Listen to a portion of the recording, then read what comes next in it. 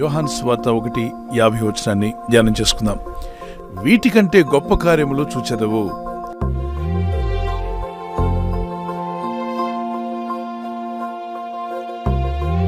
వీటికంటే గొప్ప కార్యములు నేను జరిగిస్తాను. You shall see greater things than that. ఎవరితో అన్నారు? యేసు ప్రభువారు నతానీయేలుతో అంటారు. హృదయములో కపటం లేకుండా దేవుణ్ణి సేవిస్తున్న నతానీయేలు అనేటువంటి ఒక వ్యక్తి అంజూరపు చెట్టు కింద కూర్చొని ప్రార్థిస్తూ ధ్యానిస్తూ ఉన్నాడు. ఏనాటికైనా మెస్సయ్య రావాలి, ఆ మెస్సయ్యను చూడాలని. ఈలోగా యేసు ప్రభువారు శిష్యులైనటువంటి ఫిలిప్ గారు వెళ్ళి నతానీయేలుతో మాట్లాడతారు. నీకు ఈ విషయం తెలుసా? నజరేతు నుండి రక్షకుడైన యేసుక్రీస్తు ప్రభువారు మెస్సయ్య, ప్రవక్తలు పలికిన ప్రవచన లేఖన నెరవేర్పు. ఇదిగో మన ముందు ప్రభు ఉన్నాడు, చూద్దాం రా అన్నప్పుడు, నిజమా నజరేతు నుండి ఏదైనా మంచిదంటూ వస్తుందా? ఆ రోజుల్లో కూడా గుర్తింపు లేని ఊరు నజరేతు. కానీ యేసయ్య ఆ ఊరిలో రావడం, ఆ గ్రామానికి రావడం, ప్రభును బట్టి నజరేతుకి ఘనత వచ్చింది. అందుకే జీసస్ ఆఫ్ నజరేత్ అంటారు.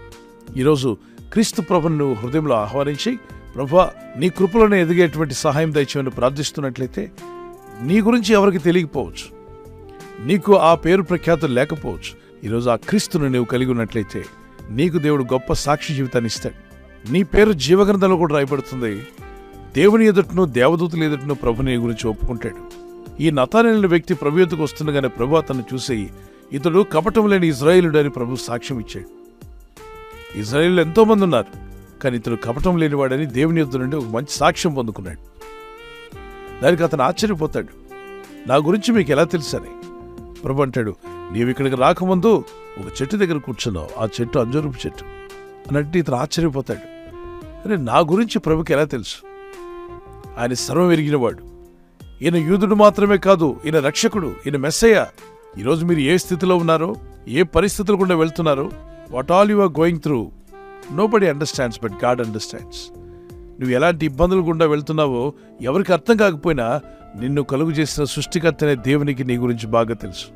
నీలో ఉన్న దుఃఖమేంటో, నీ మనసులో ఉన్న భారమేంటో, నీ గుండెల్లో ఉన్న బరువేంటో, నీ శరీరంలో ఉన్న అనారోగ్యమేంటో, నీ ఇంట్లో ఉన్నటువంటి ఇబ్బందులేంటో, అలాగే నీ ఆర్థిక పరిస్థితులు, నీ ఉద్యోగ స్థలంలో, అలాగే నీ వ్యాపారం గురించి, నీ బిడ్డల గురించి, యవనస్తులైతే మీ భవిష్యత్తు గురించి ఎన్నో ఆలోచనలు కలిగి ఉండొచ్చు. కానీ దేవుని యందు విశ్వాసం ఉంచు, ప్రార్థన చేయి. దేవుని వాగ్దానాలు పట్టుకొని ప్రార్థించేవారుగా ఉండండి. ఇంతవరకు ఏవైతే అనుభవించున్నారో, ఇంతవరకు వేటినైతే కలిగి ఉన్నారో, వాటికంటే గొప్ప కార్యములు ప్రభు మీ పట్ల చేయబోతున్నాడు. Is almighty God. He can do anything. Nothing is impossible to God. Shall we pray? ప్రార్థన చేసుకుందాం.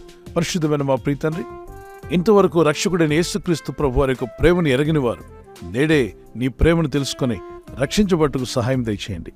వారి హృదయాల్లో ఉన్న చీకటిని తొలగించి వెలుగును దయచేయండి. రక్షించబడిన ప్రతి ఆత్మకు రక్షణ ఇమ్మని వేడుకుంటున్నాను తండ్రి. మీరిచ్చేటువంటి పాపక్షమాపణ వారికి, వారి కుటుంబానికి దయచేయండి.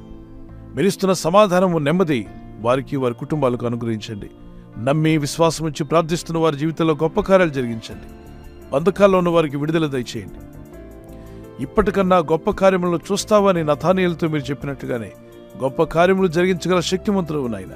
ఏ స్థితిలో ఉన్నప్పటికీ, ఏ పరిస్థితి గుండా వారు వెళుచున్నా, మా స్థితిగతులను మించిన గొప్ప దేవుడు అని నీ నామములో ప్రార్థిస్తుండగా, ఇగో నీ ప్రజలను విడిపించి రక్షించి వీరిని బలపరిచి, ఇంతకంటే గొప్ప కార్యములు వీరందరూ చూసే విధంగా నీ చిత్తం నెరవేర్చుకుని ఆయన ఆశ్చర్య కార్యములు జరిగించండి, అద్భుత కార్యములు జరిగించండి. ఈ రాత్రి నెమ్మదితో పండుకొని సురక్షితంగా కాపాడబడినట్లుగా నీ అగ్ని కంచి వేసి మమ్మల్ని కాపాడండి. నీ రాజ్య విస్తరణలో భాగస్థులుగా ఉండి నీ చిత్తం నెరవేర్చేవారుగా మమ్మల్ని అందరినీ బలపరిచి నడిపించి వర్ధిల్ల చేయమని క్రీస్తు యేసు నామములో అడిగి వేడుకుంటున్నాను నా పరలోకపు తండ్రి. ఆమేన్. వాగ్దానం విన్న వెంటనే ఆమెన్ చెప్పడం మర్చిపోకండి. ఆమెన్ అంటే అవునుగా, కానీ ఆమెన్ చెప్పిన తర్వాత అప్పుడు మీ ఫ్రెండ్స్, స్నేహితులందరికీ షేర్ చేయడం కూడా మర్చిపోకండి. Good night. God bless you.